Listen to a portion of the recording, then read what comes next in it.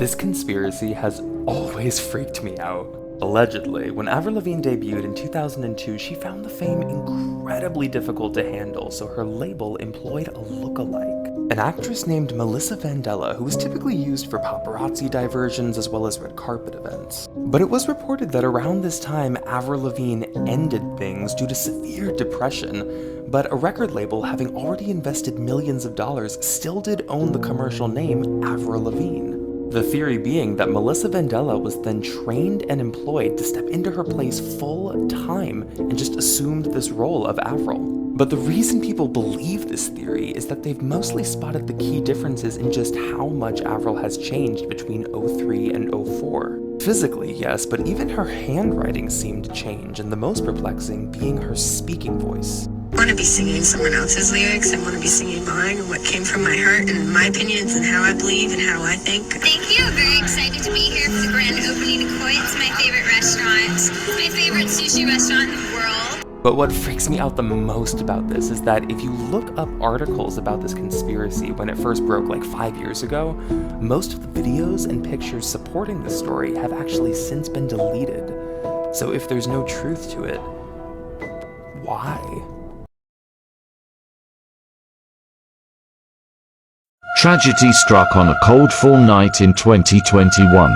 An older delusional lady who suffered from schizophrenia thought she was being followed in her BMW X.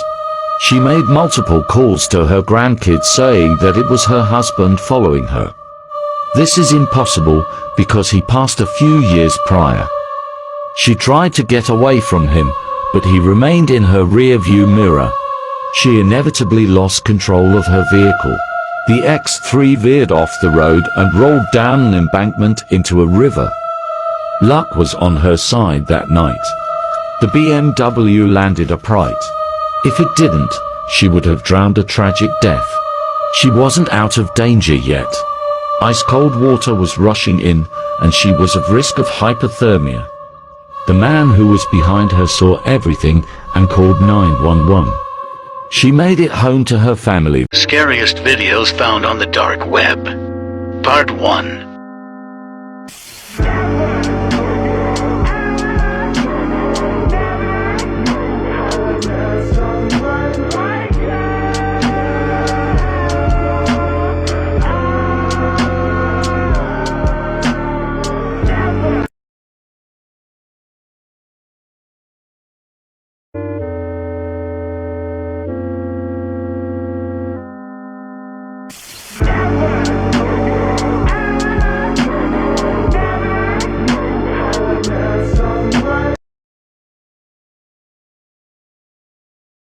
That picture right away. However, she said that something was wrong with her cell phone. I snatched the phone out of her hands and tried to delete it. But no matter what we tried, we couldn't delete the picture. Then we heard loud thumps. It sounded like someone's footsteps were coming from upstairs, and our light was flickering on and off at the same time. We thought that we couldn't stay inside anymore, so we rushed outside in a hurry. One of my friends, Christina, suddenly pointed at my bedroom window and said that there was someone in there. I raised my eyes up and followed her finger, and there she was. It was the same faceless girl we had seen in the picture. My friends and I screamed. I called my mom and explained everything. My mom couldn't believe what I told her, so she made me calm down and said that she would be home in 5 minutes. After she arrived home, she searched the entire house, but she couldn't find any trace of the girl. I hoped that it was just our imaginations. However, we soon decided to move out of the house because I kept seeing the girl after that incident. We finally moved, and from then on, my mom never wanted me to be home alone, so I always stayed with my siblings. I still have no clue why the girl haunted me, but I think it was because she wanted us to get out of the house. Well, I'm just glad that I don't see that girl in my new house.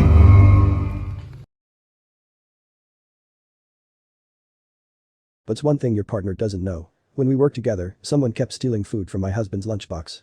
He started deliberately packing more food. He assumed the person was stealing food because they were hungry and couldn't afford it. I found out who did it. She hated him and was doing it to try to piss him off. I told her if she did it again I would make a big stink of it, but never told him because I didn't want to shatter his illusion that he was doing a nice thing for someone who really needed it. My wife thinks I always fall asleep next to her when we cuddle at night. We go to bed at different times, but I jump in for a few minutes to snuggle before she zonks out.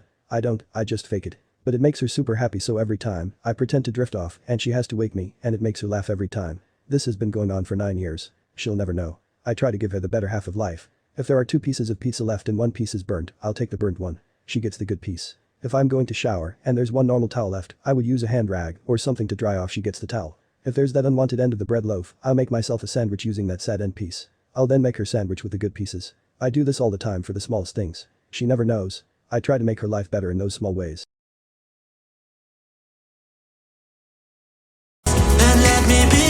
Just give me a chance. Why did you run away? Why'd you run away? Why'd you run away? Come just take my hand and we will run away. We will run away. Let's just run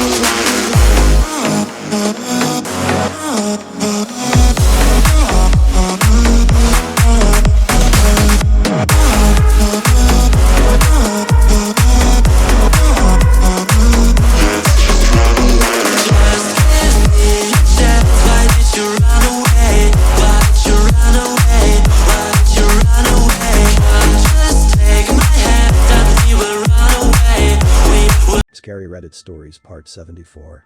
I have a friend who is a trail ranger. Basically a ranger who can't get you in trouble. He told me about this time he was gathering illegally placed wildlife cameras and knocking down hunting stands with another actual ranger. The other ranger wasn't feeling well, so he said he was going to head back as it's a 1-hour ATV ride. Friend finished up the last one when he heard voices. Keep in mind he's far off the beaten path. He called out and no one replied. It was getting dark, so he started to head back and found out that his ATV wouldn't start. He then noticed that the battery was not connected anymore. He reconnected it and started to drive, but it wasn't going fast at all. Less than half a mile later the whole thing died. He radioed back basically saying, "Hey guys, I need someone to come pick me up." They told him yes, but it would take an hour. He asked if the other guy got back, and they said no. He settled down and started a small fire, but it didn't take long before he heard voices again. It's now dark and the voices are creeping him out. It sounds like an argument, like someone was angry and yelling at someone else who sounded more scared. He called out and asked if anyone needed help. The voices didn't seem to care. He decides to walk towards the voices, but as he was getting closer the voices seemed to be getting further and further away. After 20 minutes he gave up and walked back. He got a radio call and they said the other guy was found passed out covered in vomit and was being taken to the hospital. Then the radio died. Then the voices came back. Scared out of his mind he decided to listen to what they were arguing about, picking up things like, "Well, it wasn't yours to take. I don't effing care, you knew better," and so on. His guess was 2 hunters arguing over a kill.